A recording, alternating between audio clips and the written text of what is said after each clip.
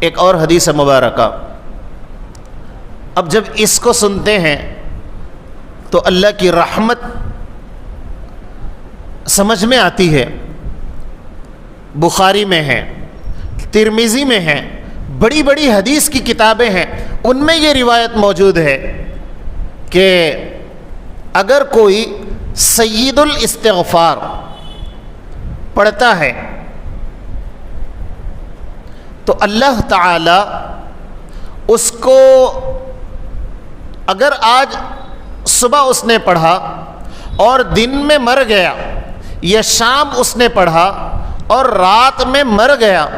تو وہ دنیا میں تو عام انسانوں کی طرح اس کو موت آئی، عام موت وہ مرا ہے، لیکن جب کل قیامت کے دن اللہ رب العزت جب اس کو اٹھائیں گے تو جو شہداء کی صفیں ہوں گی اس صف میں اس کو شامل کر دیں گے، یعنی شہید موت مرے گا۔ اللہ اکبر کبیرہ، کیا اللہ کی جو ہے رحمت اس امت پر، خاص کر ایک حدیث مبارکہ یعنی سید الاستغفار ایک مرتبہ پڑھنا ہے، اگر صبح پڑھے گا اور اس دن میں اگر مرے گا تو کل قیامت کے دن اس کو اللہ شہیدوں کی صف میں ٹھہرا کریں گے، یعنی وہ مقام ملے گا۔ اور اگر رات میں پڑھے گا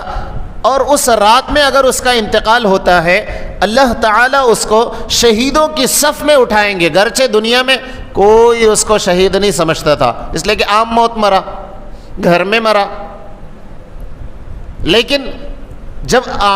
اللہ تعالیٰ کے سامنے حضوری ہوگی تو پھر شہداء کے ساتھ اس کا مقام ہوگا، شہید کا درجہ اس کو ملے گا۔ اور سید الاستغفار،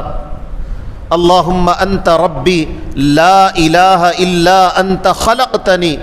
اللہم انت ربی لا الہ الا انت خلقتنی وانا عبدک وانا علی عہدک ووعدک ما استطعت اعوذ بک من شر ما صنعت ابوء لک بنعمتک علی وابوء بذنبی فاغفر لی فانہ لا یغفر الذنوب الا انت۔